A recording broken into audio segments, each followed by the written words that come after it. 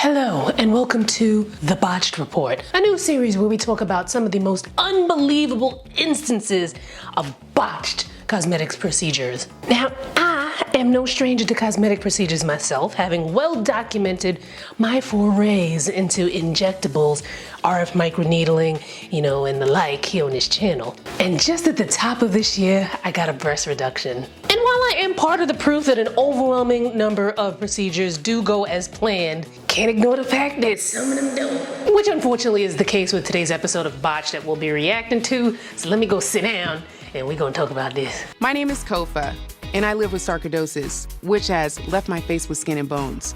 And on top of that, I have this left breast that's ready for a night out, and then I have this right breast that is down for the count. So when she was 19, Koffa's mom noticed that her eyes started to look puffy, and as the years went by, her face just started to droop more and more. So she went to doctors and took numerous tests, and no one knew what the issue was.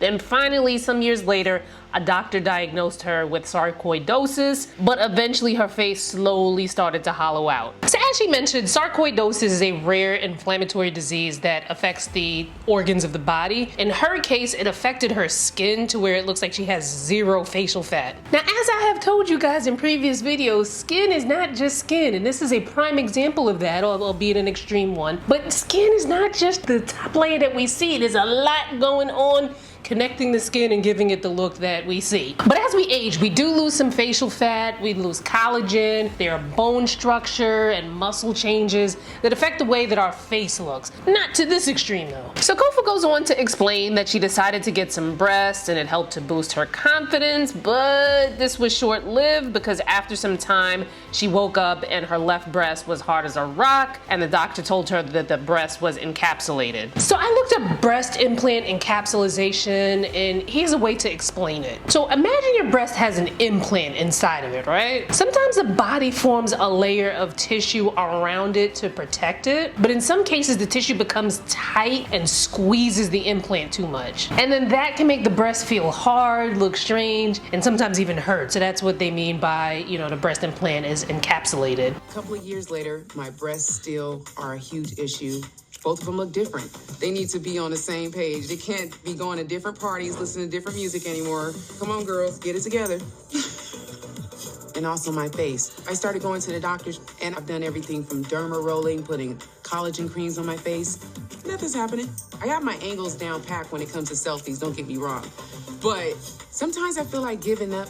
I'm tired of feeling devastated and pissed off, like, why is this happening? Oh, I can only imagine how frustrating it must feel to be trying all of these different things and then nothing works. Unfortunately, things like collagen creams and derma rolling, they're just not going to fill out her face to where she would look more like her previous self, Remember, skin is not just skin. There's fat, there's muscle, there's bone. It helps give it its structure in the way that it looks. Like, some of y'all be out here thinking that, you just have to put the right cream combination on and that's gonna help with volume, and it's not. Like, imagine trying to inflate a deflated balloon by rubbing some moisturizer on it. That ain't gonna do nothing but make the balloon skin look nice. It's still gonna be deflated. After getting my doctorate and having all these skills, it's hard to find jobs. All seriousness, girl, it's getting in the way of a lot of different things, like opportunities. And then, I'll go apply for a job, go through the interviewing process, and then boom, they're like, oh, you know what? Your skill set is so amazing. She'd be an asset. It's tough as a friend hearing that.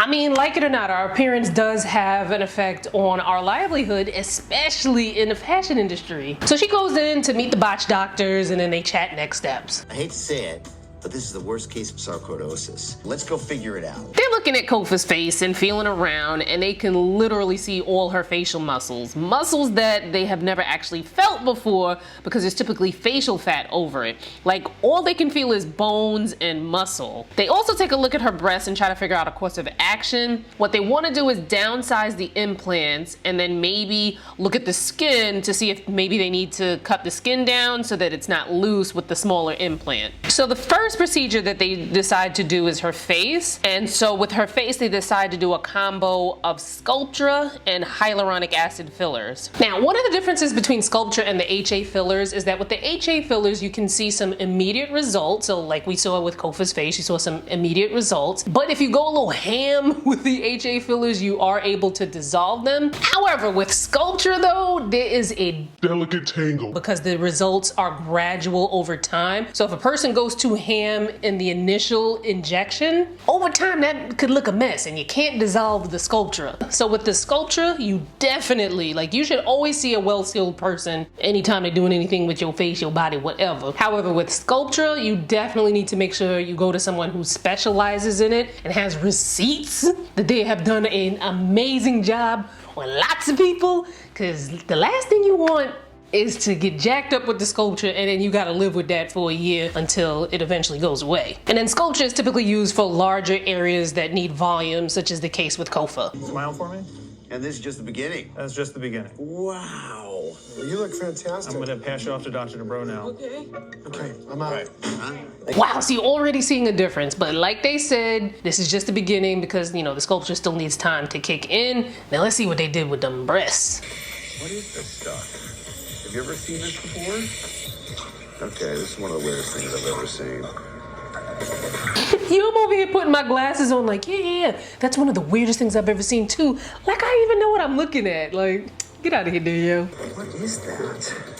We gotta send this off to pathology. So they found some stuff that made them change the trajectory of the surgery. Is what I thought was garden variety capsular contracture. It turns out it wasn't. It's just a lot of foreign material and old blood. So they biopsied the material that came out of her breast and it turned out to just be coagulated blood. So with that, they could, you know, go ahead and proceed with the next part of the surgery.